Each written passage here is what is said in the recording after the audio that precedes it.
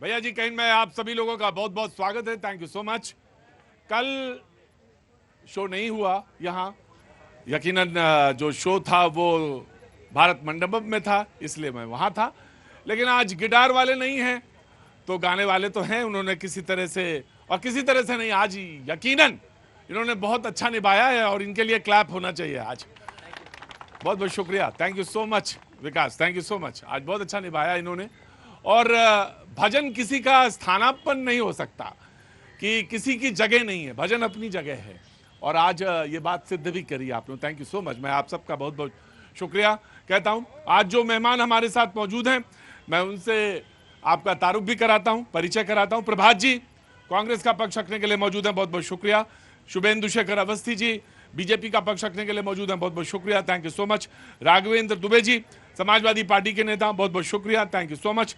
रोहित सिंह जी आज हमारे शो में पहली बार आ रहे हैं, संयोजक हैं युवा चेतना के। रोहित जी खड़े हुए, हमारे यहाँ का नियम है जो पहली बार शो में आता है उसका ताली बजा के हम सारे लोग स्वागत करते हैं, थैंक यू सो मच, बहुत बहुत शुक्रिया। बिलाल खान साहब राजनीतिक विश्लेषक, बहुत बहुत शुक्रिया, थैंक यू सो मच।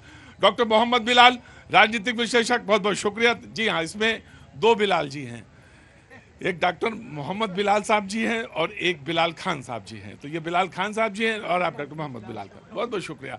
और बीच में जो बैठे हैं मोहम्मद इस्माइल साहब, बहुत बहुत शुक्रिया, थैंक यू सो मच। और हमारे साथ अरुण जी बहुत दिनों बाद हैं, कनाडा में रहते हैं, अब आ गए लौट के, बहुत बहुत शुक्रिया, थैंक यू सो मच। और हमारे ऑटो वाले भैया उपाध्याय जी, बहुत बहुत शुक्रिया, थैंक यू सो मच। बातचीत के सिलसिले को शुरू करेंगे। पहले वो तमाम सारे लोग जो आज शो में पहली बार शरीक हो रहे हैं, मैं उन सबका बहुत बहुत स्वागत। पहली बार आ रहे हैं, सिक्किम से आए, बहुत बहुत शुक्रिया। मुझे लग रहा है क्योंकि इतना पसीना आपको आ रहा है, और ये सिक्किम वाले जब यहाँ आ जाएं तो यही होगा यकीनन। थोड़ी want to say one thing, of course I will ask you, just wait। बहुत बहुत शुक्रिया। क्या नाम है सर आपका? M Pandey. Pandey ji, thank you so much. मैं आपसे जरूर बात करूंगा। पानी लीजिए, पहले मैं आप पानी पीजिए, और पानी से थोड़ी सी राहत मिलेगी और फिर आगे आ जाइए, थैंक यू सो मच। जी बाबू जी। भूतपूर्व सैनिक हूँ, बिहार से आया हूँ आपके मिलने के लिए से। बहुत बहुत शुक्रिया sir, thank you so much. और मैं आपको सैल्यूट करता हूँ आपसे। इनका बहुत बड़ा फैन। हाँ, अरे ये तो बहुत पूरे देश में आजकल चर्चा में है जी। बहुत बहुत शुक्रिया। वो भूतपूर्व सैनिक और सिक्किम से आए हुए लोग। आप बाबूजी कहाँ से हैं? समस्तीपुर बिहार। समस्तीपुर बिहार, बहुत अच्छी बात। बस बिहार में पहुंचने वाले हैं जी। मैं जमशेदपुर टाटा से। जमशेदपुर टाटा से हैं, बहुत बहुत शुक्रिया। ये परिवार कहाँ से है? हम लोग यूके लंदन से आए। यूके लंदन से। ओए होए, इतनी गर्मी में कैसे रुके हुए हैं? गर्मी तो लेने आए हैं। अरे क्या अजब है निजाम भी तेरा है। पूरी दुनिया में कहाँ कहाँ कैसा है, कैसा हिसाब तेरा। हमेशा सर्दी ही होती है ना, हाँ जी, ऑफ कोर्स आई नो। इसीलिए हमने सोचा गर्मी में चलते हैं। यूनाइटेड किंगडम से आए हैं ये जी, और ये यहाँ आए हैं। आज पैनल में भी एक लंदन वाले बैठे, मैं वो कनाडा वाले बैठे। मैंने उनसे पूछा इस गर्मी में क्यों आ गए, बोले नहीं नहीं, अपना मुल्क अपना ही मुल्क होता है। सही, बिल्कुल एकदम सही कहा। तो यहाँ कितने साल हो गए आपको लंदन में? 50 से भी ज्यादा हो गए। 50 से भी ज्यादा हो गए। वही, तब तो आप वहीं के हो गए, है ना जी। मुझे बहुत अच्छा लगा। और आते हैं हर साल। आती हैं, हर साल आते हैं। मुझे बहुत अच्छा लगा कि आप यहाँ पे आए हैं। और सच में बताऊं, मैं पिछले लगभग 10 सालों से यहीं पे शो करता हूँ, रोज मंडे टू सैटरडे। आज आपको म्यूजिक सुना नहीं पाया, अदरवाइज आपने बहुत अच्छा लगता। और फिर आ जाएंगे। आ जाइएगा, बिल्कुल आइएगा। हाँ जी, आ रहा हूँ, मैं आपके पास आ रहा हूँ, मैंने देख लिया जी। ये मेरी बेटी है हाँ। और ये भी दोती है। ये धोती है। हाँ, आगे आइए, आगे आइए। क्या नाम है आपका? इर्जा। ईर्जा, बहुत अच्छी बात। ईर्जा, क्या कर रही हैं वहाँ पे आप? Come on, Want to say something? What do you want to say? अब हर साल आते हैं आप? Every year you come? आई कम हर साल, बट ये इनको लेके आते हैं बच्चे। इस बार लेके आए। इस बार कितने दिनों के बाद आए हैं? मैं नहीं, आप तो आते हैं हर साल, ये कितने दिनों बाद आए हैं? 2 साल। ये 2 साल बाद आए हैं। देखिए, अच्छा पहले यू जस्ट एंजॉय। सबसे the best way to see the thing is to observe the thing. तो आप ऑब्जर्वेशन आपका बेहतर होना चाहिए, ऑब्जर्वेंट बनिए, आप देखिए चीजें। देन अगर आपको मन में आएगा, if you want to say something, then I will ask you. जी बाबूजी, कहाँ से आए? मैं दिल्ली से हाय मेरी जान, दिल्ली के ही है ना आप? पाजी आप? हाँ, दिल्ली के, बहुत अच्छी बात। दिल्ली वाले तो हैं ही हैं। और बहुत पसीना आ गया, क्या बात है? कहाँ मैराथन दौड़ के आ रहे हो? एमसीडी। हाँ, समझ गए, एमसीडी चक्कर लगे होगा तो ऐसे ही पसीना आएगा ही। बिल्कुल। और कहाँ से आए हो? बिहार से सर। बिहार से। बिहार में आ रहा हूँ, खड़े रहिए, सजा में हैं आप। फर्स्ट टाइम आया हूँ आपसे मिलने के लिए स्पेशली। रोजाना आपका शो देखता हूँ पर आज लाइव देख रहा हूँ sir. Thank you so much. कहाँ से आना हुआ? वसुंधरा गाजियाबाद से, जो भी करता हूँ मैं। जॉब यही करते हैं सर। बहुत बहुत बहुत स्वागत है आपका। ये शो भी आप ही का है और यकीनन मुझे बहुत अच्छा लगा कि आप आए हैं। क्या नाम है साहब आपका? Pratish Garg. Pratish Garg ji, thank you so much जी। These people have come only for your show. In fact, I am from Delhi. I did not know about your show. These are my parents. They've come from Maharashtra, Beed, and they were so persistent कि नहीं हमें भैया जी कहीं देखना ही है। जी आज तो show हमें लग रहा है ये पैनल बेकार में आ गया। नहीं वैसे तो नहीं है, सबका उपयोगिता है, सब अच्छा बोलते हैं, सब लोग आते हैं इस शो के लिए। मैं आपकी चरण वंदना करता हूँ, प्रणाम करता हूँ आपको। और महाराष्ट्र में कहाँ से हैं आप? बीड़ बीड़ बीड़ से हैं आप, क्या बात है। देखने के लिए हम टाइम पर आए आपके। हाँ मैं एक काम करता हूँ, गार्ड्स भैया, गार्ड तुम इधर आ जाओ, आ जाओ, ऑटो वाले मेरे भैया आ जाओ, जल्दी आ जाओ, जल्दी आ जाओ। ये नीचे करो, ये जाओ, ये नीचे करो, थोड़ा नीचे करो, ये नीचे करो। और हाँ आप खड़े नहीं रहेंगे, थोड़ी देर 5-10 मिनट जितना देर भी मन हो आप आइए प्लीज। यहाँ बैठा लिए इनको। ये लोग हैं। अब ये लंदन वाले ये ना सोचें कि इंडिया वालों को बैठा दिया, बिल्कुल नहीं। ये मैंने ऐसा सोच लिया।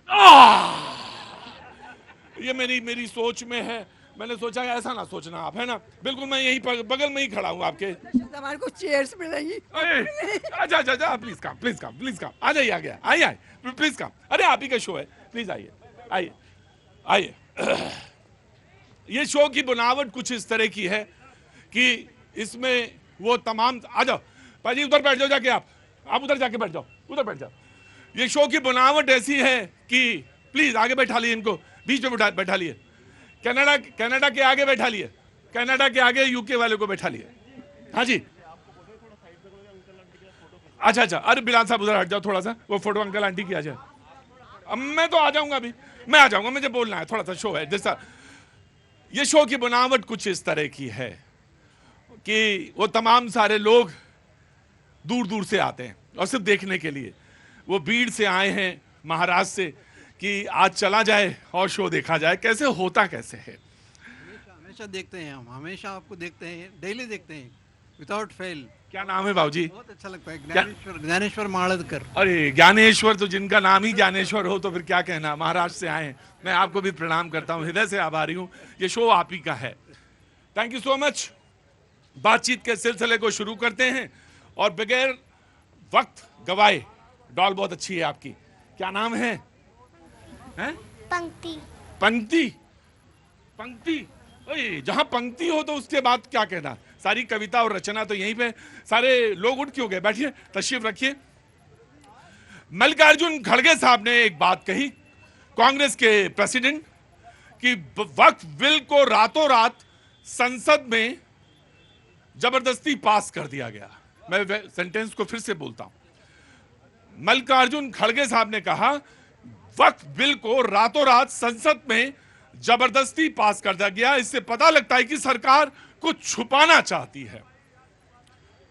प्रधानमंत्री जी ने कल न्यूज 18 के प्रोग्राम में कहा, और ये ऑन द रिकॉर्ड है, कि 16 घंटे चर्चा हुई, जो संसदीय इतिहास में, संसदीय इतिहास में दूसरी सबसे बड़ी चर्चा थी। संसदीय इतिहास 16 घंटे चर्चा हुई। 38 बैठकें, 38 बैठकें हुई ज्वाइंट पार्लियामेंट कमेटी की, जेपीसी की, और 128 घंटे इसमें चर्चा हुई। मैं जानना चाहता हूं कि जबरदस्ती रात के अंधेरे में, अल सुबह बहुत तड़के कैसे बिल पास करा लिया गया और जबरदस्ती कैसे पास करा लिया गया, यह मैं जानना चाहता हूं कांग्रेस से। और आगाज भी करना चाहता हूं डिबेट का। पहले तुम बोलना चाहते हो जी। खड़गे जी ने कहा जबरदस्ती पास करा लिया गया। ये देश की जनता 2-2 बजे रात तक टीवी खोल करके देखती रही। हंसराज कॉलेज का स्टूडेंट बैठाया था विश्वविद्यालय मेट्रो स्टेशन से, वो बोला भैया जब तक बिल नहीं पास हुआ 2 बजे रात तक मैं टीवी के सामने बैठा रहा। इस देश का युवा बच्चा भी आज संसद की ओर नजर करके रखा हुआ है। खड़गे जी कह रहे हैं कि जबरदस्ती पास करा लिएगा। मैं कहना चाहता हूं खड़गे जी, आपने क्या छुपाया? जब धारा 370 लगी कश्मीर में तो आपने हमसे छुपाया। आपने हमसे यह छुपाया कि भारत के संविधान, बाबा साहब अंबेडकर के संविधान को कश्मीर में नहीं लागू हुआ जाता था। ये आपने छुपाया। इस देश की जनता के साथ में आप लोगों ने जघन्य अपराध किया। ये जनता देख रही है। आप खाली इस देश को बरगलाने का काम मत करिए। अभी राहुल गांधी जी वहां गए, ओबीसी, अरे जिस पार्टी का जन्म ही भारत तोड़ करके हुआ है और आज भी भारत को तोड़ने का काम ये दूसरा हिस्सा था डिबेट का। ये दूसरे हिस्से पे आएंगे, लेकिन पहले हिस्से पे तो यही है कि जबरदस्ती पास करा लिया गया बिल। मुझे मालूम है कि बहुत सारे लोगों को बहुत सारी बातें अलग अलग कहनी होंगी, अलग अलग जगह से आए हैं ना। कहां से आना हुआ? दिल्ली से। तो बहुत सारी बातें हैं, लेकिन मैं डिबेट के हिस्से में रहूंगा क्योंकि शुरुआत इधर से हुई है। तो कांग्रेस, सबसे पहले आज हमारा राष्ट्रीय अधिवेशन था गुजरात अहमदाबाद के अंदर जी, और हम मना रहे हैं गांधी जी के अध्यक्ष बनने की शताब्दी वर्ष वेरी गुड। और सरदार वल्लभ भाई पटेल की जन्म शती का 150वां वर्ष जी। और इस अवसर पर हमने एक नाम दिया, एक कार्यक्रम हमने निकाला, न्याय पथ। न्याय पथ किस लिए कहा? अभी नवल बोल रहे थे कि अंबेडकर 1949 में पुतला कौन जला रहा था अंबेडकर का, पता है? शांत रहना। जिसका गुणगान कर रहे हो वही जला रहे थे। 52 वर्षों तक जिसका गुणगान कर रहे हो उन्होंने अपने मुख्यालय पर तिरंगा नहीं फहराया। आज वो राष्ट्रभक्ति का सर्टिफिकेट बांटते फिर रहे हैं। तीसरी बात, तुमने कहा बंटवारे करके जन्म हुआ कांग्रेस का। टू नेशन थ्योरी देने वाला सावरकर 1937 में ऑन कोर्ट कह रहा हूं, ऑन कोर्ट। तू शांत रहना। अरे हड़काओगे नहीं, हड़काओगे नहीं। मैं जब बोल रहा था तो मैं बोला नहीं। हाँ तो हाँ, ठीक है। हाँ, बोलो। तरीका होता है ना। हाँ, तरीका है। 1937 में सावरकर ने दिया टू नेशन थ्योरी। मैं आया। चुप रहोगे तुम। मैंने सवाल क्या रखा था, कोई बता सकता है? हाँ?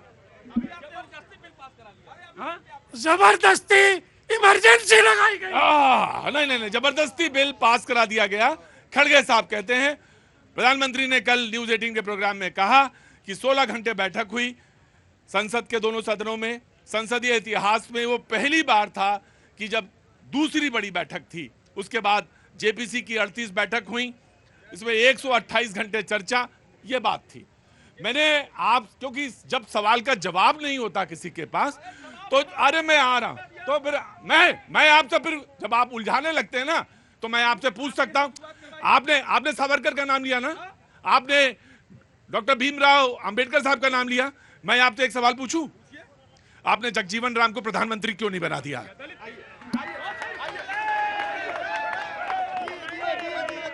नहीं, मैं आऊंगा। You have to wait now. I will ask you the question. मैं क्वेश्चन पूछे ना। No. रुकिए। दलित प्रेम आपका पूछ रहा हूं मैं। अच्छा, हाँ। अच्छा, हाँ। No. मैं पूछता हूं। मैं मोदी जी पे तो बाद में आऊंगा कि मोदी जी ओबीसी, ये तो बाद में आऊंगा। मोदी जी तो बाद में आऊंगा। मैं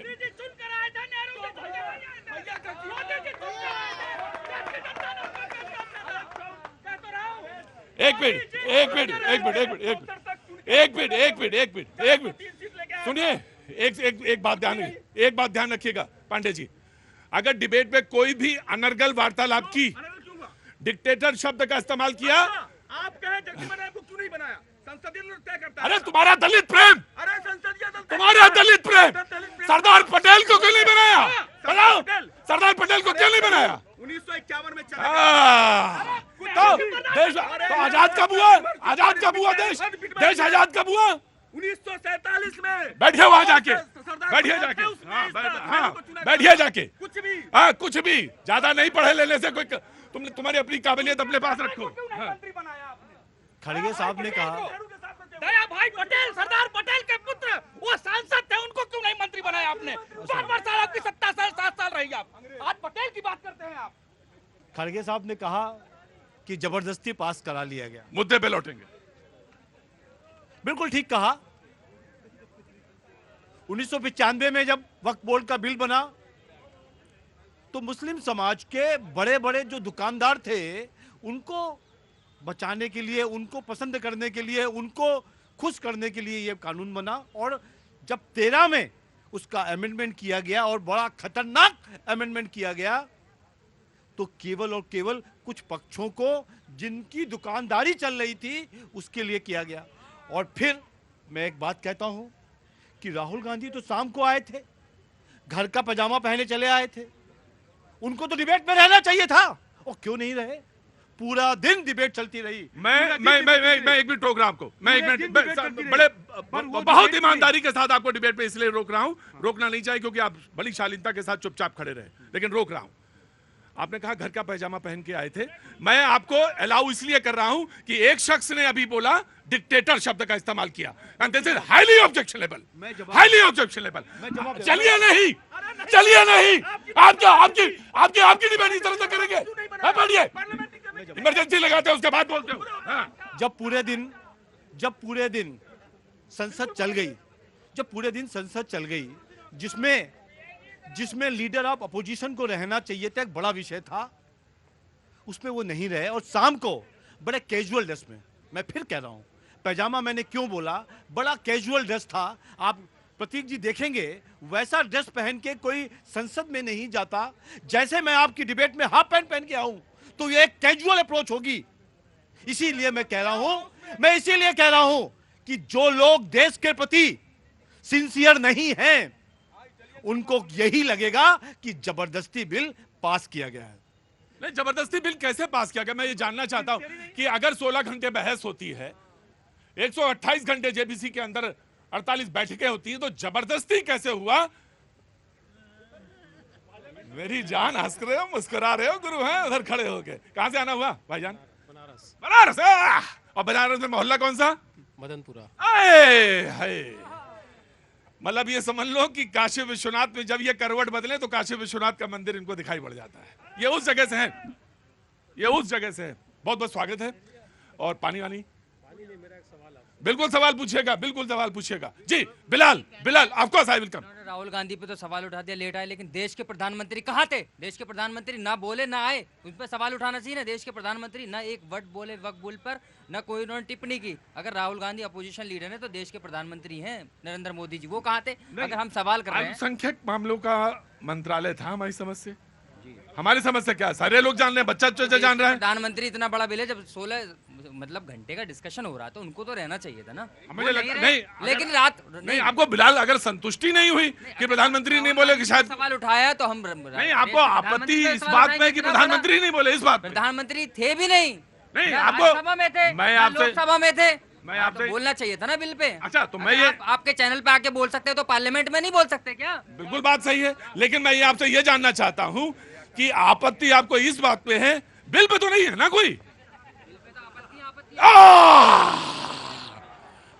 तो असल मर्ज बताओ, बेकार वाला सवाल काहे के लिए कह रहे हो प्रधानमंत्री वाला?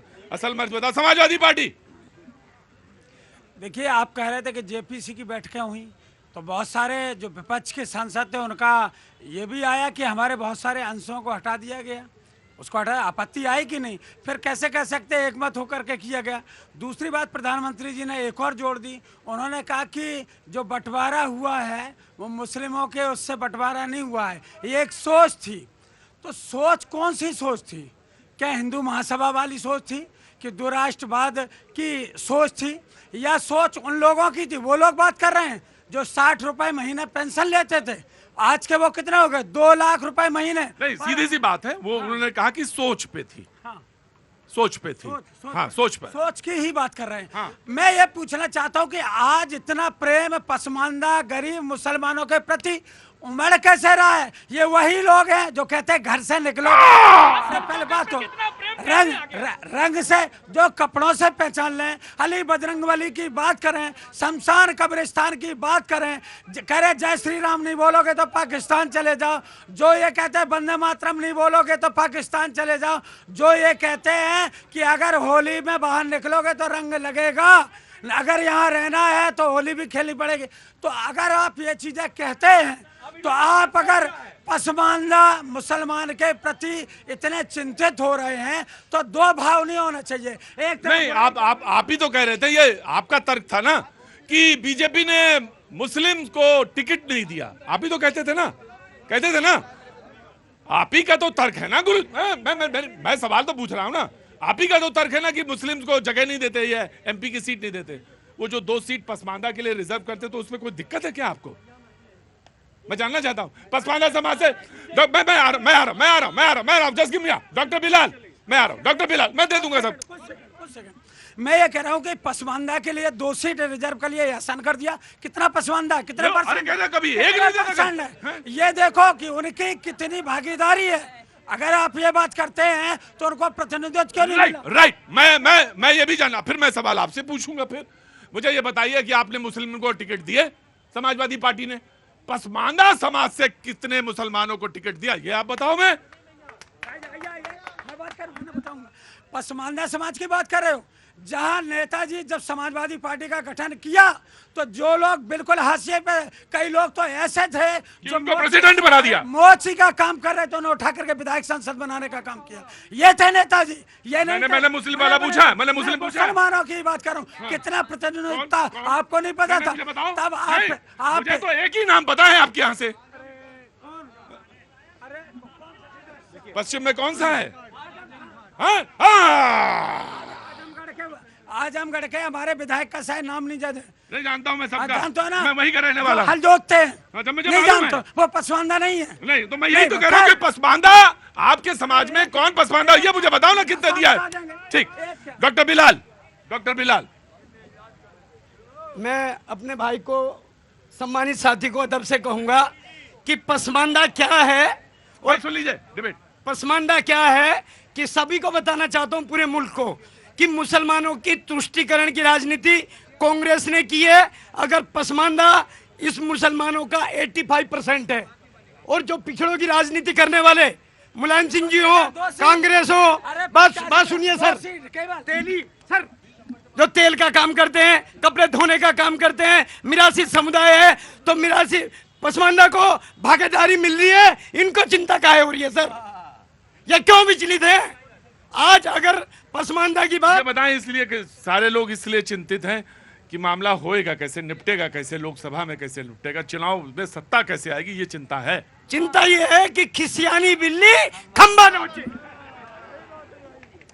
वो जो यूके से आए हुए हैं उनको मैं ये कहना चाहता हूं कि ये डिबेट ऐसे ही होती है, पर जरूरी नहीं है पॉलिटिकल डिबेट रोज चले। नहीं, पॉलिटिकल डिबेट ऐसा नहीं, वो तमाम सारे इश्यूज पे हम लोग बात करते हैं कि आज का बच्चा क्या कर रहा है, आज का बच्चा मोबाइल पे ज़्यादा क्यों है। हम लोग इस पर भी बात करते हैं कि मेंटल हेल्थ पर भी बात करते हैं, तमाम सारे मुद्दों पे बात करते हैं, डिफरेंट इश्यूज जो वर्ल्ड वाइड है उस पर भी। लेकिन आज का मुद्दा जो है वो अभी बिल जो पास हुआ वक्त पे, क्योंकि आप यूके से हैं तो मैंने आपको बस एक लिए डालने के लिए, रोशनी डालने के लिए। बीजेपी में सर ऑफकोर्स मैं आया आपके पास आया। अच्छा, सिक्किम से हैं आप पांडे जी? हाँ जी। देखिए, हमारा जो भाजपा का अपोजिशन है इसको हिंदू मुस्लिम कर रहा है। इसको हिंदू मुस्लिम मत करिए। मुसलमान जो हैं, जो गरीब मुसलमान हैं, उनको ध्यान देने के लिए किया गया है। ओबराय होटल एग्जाम्पल के तौर पे कहता हूं, 1 रुपए के लीज पे है। कितना बड़ा 5 स्टार होटल है। जब ये 1 रुपए के लीज में दिया गया होगा दोस्तों, तो कितने करोड़ रुपए उस समय के नेताओं ने खाए होंगे और उस समय के दुकानदारों ने खाए होंगे। इसका जवाब नहीं देंगे कि 1 रुपए किस बात में ओबराय होटल को देना है। यदि इन्होंने इसी जमीन को, जो भारत में तीसरी सबसे बड़ी जमीन लैंड है इनके पास, वक्त के पास कौन से डिफेंस और रेलवे के बाद इनके पास जमीन है, वहां पर कोई भी बिलाल जमीन है, अपनी है। नहीं, तुमने बिलाल क्या बात कर रहे हैं? आपके घर से लिए गए? ये सवाल बिलाल मेरे कान में बिल्कुल तेज है।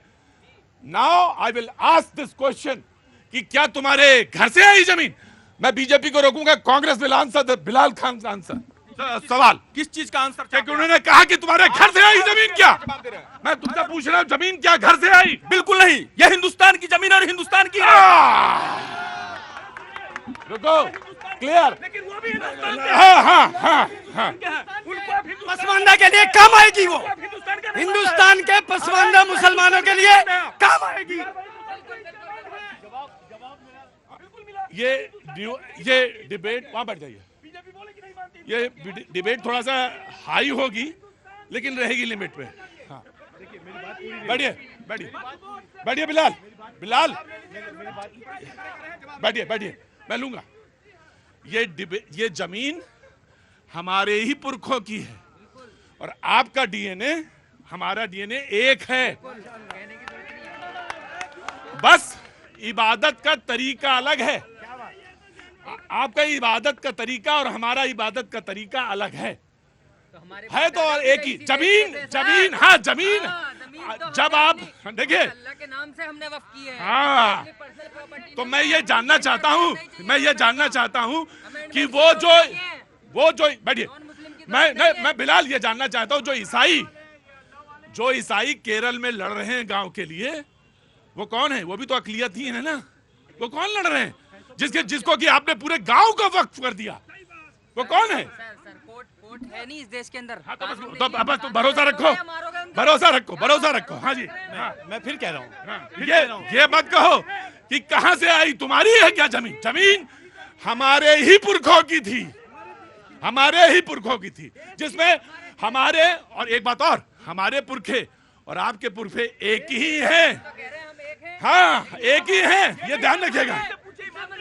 इनके मानने ना मानने से नहीं। अरे बैठिए पांडे जी, इनके विचार पुरुष, पांडे बेकार वाली बात मत करो। इनके विचार पुरुष कह चुके हैं कि एक ही है। सुन तो लो, पढ़ा करो। मैं फिर से कह रहा हूँ, ये जमीन भारत की है, ये जमीन भारत की है। कोई भी जाति, कोई भी धर्म, कोई भी भाषा बोलने वाला व्यक्ति इस देश को अपनी भारत माता कहता है। सुन लीजिए, पहले इस देश को अपनी भारत माता कहता है और वंदे मातरम बोलता है, तो वो उसकी जमीन है, ये पूरे भारत की जमीन है, उसको रहने का अधिकार है। पर यहां रहकर पाकिस्तान की जय करने वाले व्यक्ति को किसी भी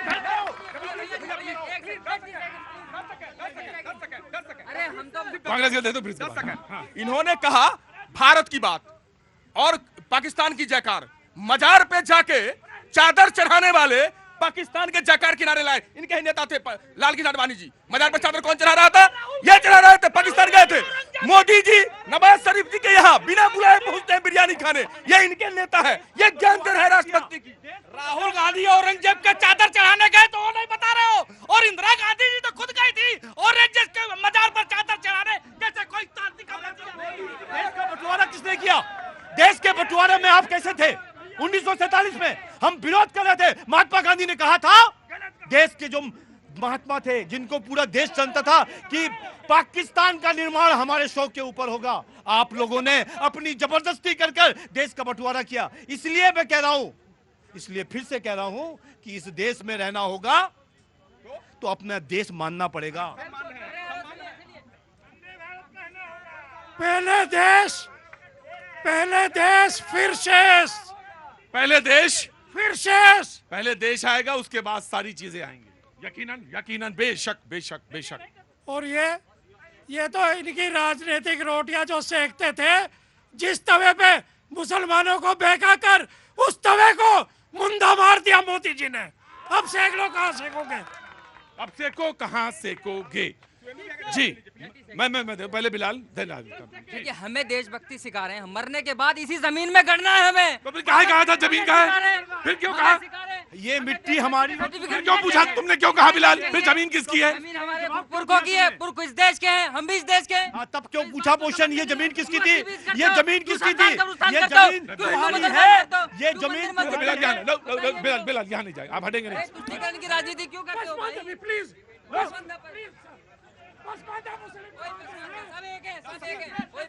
सब एक हैं, सबके लिए करो ना। लाओ कैबिनेट में उत्तर प्रदेश से एक मिनिस्टर मुसलमान। अच्छा, अगर ये देश सेकुलर है तो सेकुलर के नाम पर माइनॉरिटी कमीशन बन चुका है। अगर सब एक है तो एक समान है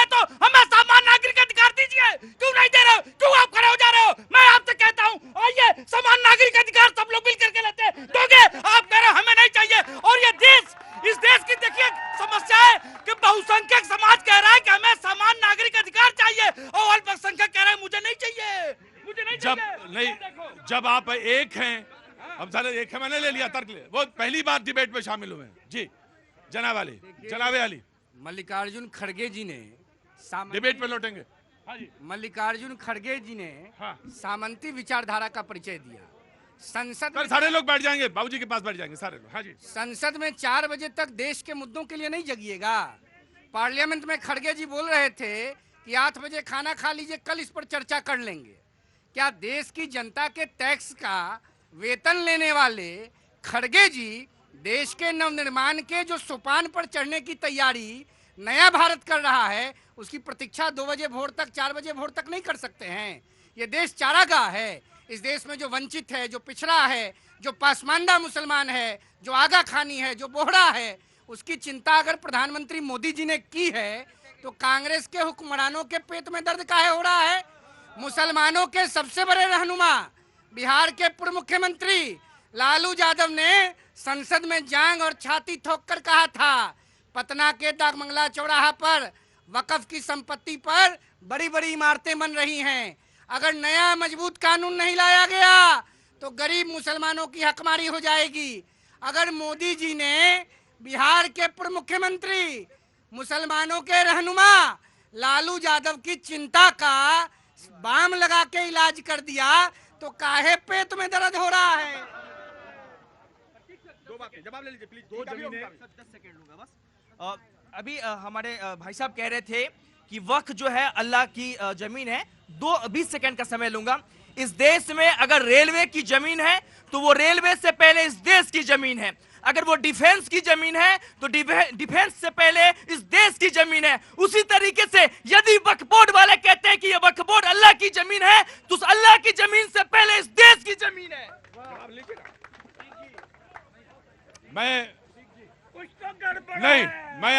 मैं आपको तरफ इशारा करके कहता हूं, मैं आपकी तरफ इशारा करके कहता हूं, इस देश ने जब संविधान लागू किया 1950 में तो कुछ गारंटीज दी और गारंटीज दी अकलियत को, गारंटीज, और इस बात को इंश्योर किया कि यहां पे धार्मिक आजादी है और उसको पालन करने की आर्टिकल 25 एंड 26।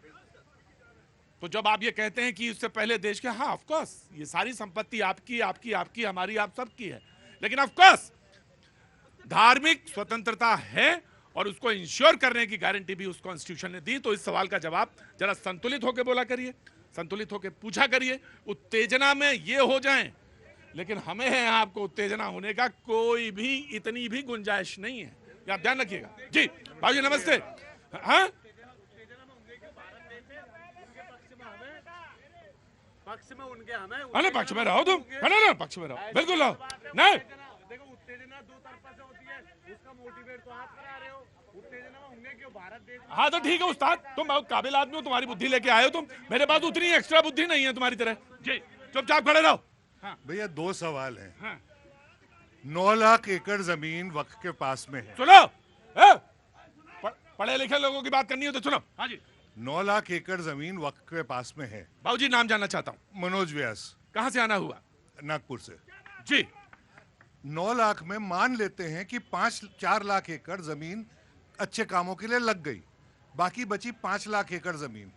5 लाख एकड़ जमीन का भाव अगर रेंट पे देते हैं तो कम से कम 5 लाख रुपए एकड़ तो होनी चाहिए। उसके हिसाब से अगर 30 करोड़ मुसलमान हैं तो 15,000 रुपया पर मुसलमान को मिलना चाहिए, माने 4,500 रुपया साल का हर मुसलमान परिवार को मिलना चाहिए। सर आपका प्रोफेशन क्या है? मैं सर प्रोफेशन से सर्विस करता हूँ। कैलकुलेशन क्या निकाला है आपने? अच्छा। तो अगर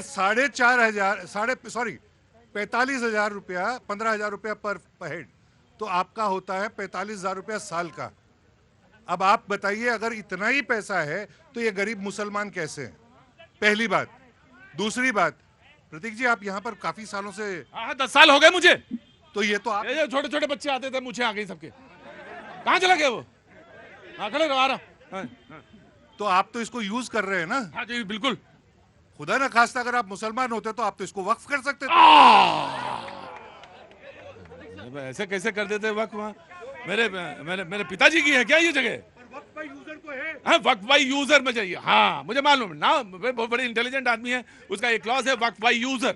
वक्फ बाई यूजर में यह है कि हमने 100 दिन, 150 दिन, 15 दिन, 6 हफ्ते, 50 हफ्ते यूज की और यहाँ पे आके कहने लगे। उसके बाद हमने 50 हफ्ते बाद कह दिया कि ये तो भाई जमीन वक्फ की है। तो आप फिर आप चैलेंज नहीं कर पाएंगे। आप तो 10 साल से हो। आप तो अगर खुदा ना खास्ता अगर आप मुसलमान होते तो आप तो इसको ना ना ना ना ना ना ना ना, ईमान मेरा मुसलसल है। हाँ, ईमान मेरा मुसलसल है, बस इबादत के तरीके अलग हैं। जी रुको यार, तुम्हें हमेशा डिबेट की पड़ी रहती है। लड़ाई झगड़ा नहीं, डिबेट नहीं है यहाँ डिबेट नहीं होती, यहाँ डिबेट नहीं हो रही। अरे रुको यार, तो बैठो यहाँ पे, आराम से बैठो यहाँ पे। अभी तुम हाँ बैठो बैठो बैठो। बड़ी ज्यादा बहस हो गई क्या? हाँ, अच्छा लग रहा है। नहीं, वो ज्यादा डिबेट हीटेड हो जाती है, वो थोड़ी डिबेट। बैठ जाओ बैठ जाओ बैठ जाओ, गर्मी ज्यादा है। जी नमस्ते, कहाँ से आना हुआ? महाराष्ट्र से। मेरे भाई, मैं आ रहा हूँ। पहले भारत किसके हाथ में था? आजादी के बाद एक घुसपैठी कहाँ से आया? ये सरकार कहाँ से? अच्छा ठीक है। नहीं, 1947 के बाद देश आजाद हो गया। जी हाँ ठीक। कहाँ से आए आप? महाराष्ट्र से। महाराष्ट्र से। आज महाराष्ट्र वाले बड़े ज्यादा हैं, क्या बात है, बहुत अच्छी बात है। महाराष्ट्र में कौन सी जगह से? सांगली। सांगली से। ये सांगली से आए हैं, बहुत बहुत स्वागत है। जी, दिल्ली की बहुत समस्याएं हैं। बिहार की समस्या हाँ, सबसे ज्यादा बिहार की। दिल्ली में रह रहे हो, की समस्या क्या है? मेरी बात सुनो। अरे नहीं, मैंने नहीं पूछा। मैं तो बहुत निहायत ही जंगली किस्म का इंसान नजर आ रहा हूँ आपको। हर आदमी बेचैन है भाई। दिल्ली वाला नहीं पूछा आपने। अरे बेटा, 9 महीने के बाद क्या होता तुम्हें पता ही है ना। 9 महीने मैंने यहीं पे दिल्ली पे ही बात की। तुम आज पहली बार आए हो, तुम पहली बार। अरे क्या बात कर रहे हो यार, दिल्ली पे 9 महीने बात करी, तुम बात कर लेना दिल्ली पे। तुम अपना मसला लेकर, मुझे मालूम है तुम्हारी समस्या बड़ी समस्या है, लेकिन हाँ अपने घर में अपने घर में भगत सिंह नहीं पैदा होना चाहिए, बगल में पैदा होना चाहिए। हाँ आई नो। जी कांग्रेस बहुत गुस्सा। हेलो, नशा करके आ जाता रोज। मेरे भाई शुभेंदु भाई, तुमको बस इससे ज्यादा नहीं बेटा, 2 बार बस है, तीसरी वार्निंग नहीं। मेरे शुभेंदु भाई भारत की बात कर रहे थे। शुभेंदु भाई, भारत का मतलब सुनोगे बेटा, कुछ सुनोगे तो समझ में आएगा। हाँ, भारत का मतलब ये जमीन, ये जंगल, ये पहाड़, ये नदियां नहीं है। भारत का मतलब है भारत के लोग। और जब मैं भारत के लोग की बात करता हूं, अरे शांत रहो यार, तुम बहुत चिल्लाते हो। जब भारत के लोगों की मैं बात करता हूं तो 140 करोड़ लोगों में शुभेंदु भाई हिंदू भी आते हैं, मुस्लिम भी आते हैं, सिख, ईसाई, जैन, बौद्ध, सारे आते हैं। अभी मैं आता हूं आपकी बात पर। एक मेरे भाई बड़ा लंबा ज्ञान दे रहे थे। उन्होंने कहा 8 बजे रात में खड़गे साहब ने मना कर दिया कि कल करेंगे।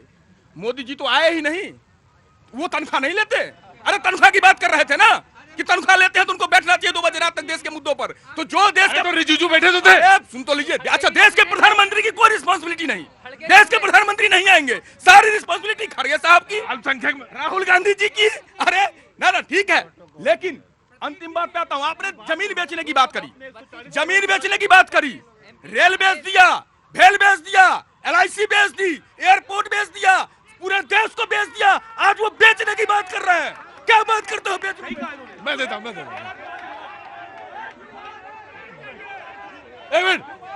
एक मिनट। एक तो पांडे जी पहले परिभाषा ठीक करिए। जंगल, पहाड़, नदियां देश नहीं होता, ये सारे लोग देश होते। गलत। नई परिभाषा ये है, पेड़, जंगल और पहले भी ये सारा और जनजीवन सब मिलाकर देश होता है। हाँ बिल्कुल, नहीं सब है। अब इस देश से गंगा माइनस कर लेंगे क्या? बैठिए। अगर आपको समझना पड़ेगा, ये सारा जनजीवन जो है वो सब मिला के देश होता है। देश, मैं समझ गया। और दूसरी बात पांडे जी, एक मिनट, अरे सैनिक भाई। और दूसरी बात आपने ये कही कि मोदी जी नहीं आए। अगर डिसेंट्रलाइज हो बातें तो कहने लगे कि मोदी जी नहीं आए, और अगर मोदी जी बोले तो सब कुछ वही कर रहे हैं, मोदी जी ही करते, बोलते भी हैं, ये भी करते हैं। हाँ, मोदी जी से, कांग्रेस का मोदी जी से बड़ा प्रेम हो गया है। हाँ? क्या बात है? थोड़े दिन पहले राहुल गांधी जी ने कहा कि हमको बोलने नहीं दिया जाता है। यही बात सुनी थी, हमने यहाँ पे डिबेट भी करी थी कि हम जब भी खड़े होते हैं वैसे ही मेरा माइक बंद कर दिया जाता है और हमारी बात नहीं सुनी जाती है। मैं तो यही कह रहा हूँ कि पूरा जितना घंटे चली, 14-14, 16-16 घंटे, एक बार भी राहुल गांधी जी नहीं बोले। ये टेकन योर पॉइंट।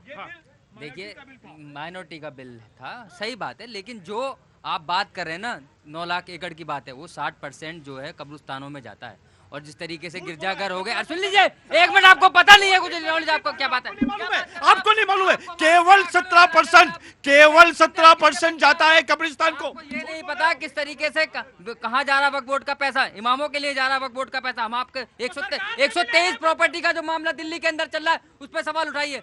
जो मस्जिद के नाम पर इस तरीके से करे जा रहे हैं, यहाँ दिल्ली के अंदर एक मस्जिद छीन ली वक्फ बोर्ड की। ₹1 में ओबराय होटल को कैसे दिया आपने? जवाब दीजिए इसका जवाब दीजिए। पहले आप जैसे 10 सालों के अंदर, अब याद आ रहा है 10 सालों के अंदर का याद। कहाँ से आना है? कहाँ से आए? यूपी से हूँ सर मैं। अरे रहते कहाँ? रुकिए, अरे रहता हूँ सर, बड़ी जल्दी में। दिल्ली में रहता हूँ सर। मैं I have taken your point, मैंने ले लिया। एक मिनट रुकिए, क्या नाम है? नीरज सर मेरा नाम। नीरज, दिल्ली में रहते हैं? बहुत जबरदस्त समस्या है क्या? अच्छा बोलो सर। समस्या ये है, इस दिल्ली की समस्या ये है, आप 8 वेतन आयोग ला रहे हो, प्राइवेट सेक्टर को क्या दोगे आप? 8 वेतन आयोग ला रहे हो, सरकारी नौकरियों के लिए ला रहे हो। 8 वेतन आयोग में प्राइवेट नौकरियों को क्या मिलेगा जो हम जॉब कर रहे हैं? दिल्ली में 90% लोग जो हैं प्राइवेट जॉब कर रहे हैं, सबको सुविधा नहीं मिल सकती है ना। सुनो मेरी बात, तुम्हारी बात समझ में आ गई। प्राइवेट वालों को क्या मिल रहा है? क्या समस्या है? सरकारी वाले खड़े हैं कि नहीं खड़े? अरे भाई, ओल्ड पेंशन वाले कहाँ गए? ओल्ड पेंशन, वो ओल्ड पेंशन वाले, तुम सरकारी नौकरी वाले, सबको मिलना चाहिए बराबर। अच्छा, और वो 2,500 हजार वाले कहाँ हैं? महिलाएं कहाँ हैं? रुको एक मिनट, 2,500 हजार वाली महिलाएं कहाँ हैं? मिलना चाहिए, बिल्कुल मिलना चाहिए। प्राइवेट नौकरी वालों को भी, और प्राइवेट नौकरी वालों को मिलना चाहिए। और दूसरी बात ये, अरे रुको यार नीरज, तुमसे ज्यादा समझ ही रहे। प्राइवेट नौकरी वालों को भी मिलना चाहिए, श्योरिटी होनी चाहिए, उनके जॉब की श्योरिटी होनी चाहिए, उनको पेंशन की श्योरिटी होनी चाहिए। साथ में प्राइवेट नौकरियों में जो तमाम सारी पॉलिटिकल पार्टी मांग कर रही हैं कि रिजर्वेशन होना चाहिए, वो रिजर्वेशन भी होना चाहिए। हाँ जी सर, ये गलत बात बोल रहे हैं। कब्रिस्तान के पास में 1,08,000 एकड़ जमीन है, सिर्फ 9 लाख में से। आप प्लीज अपना डाटा चेक करिए।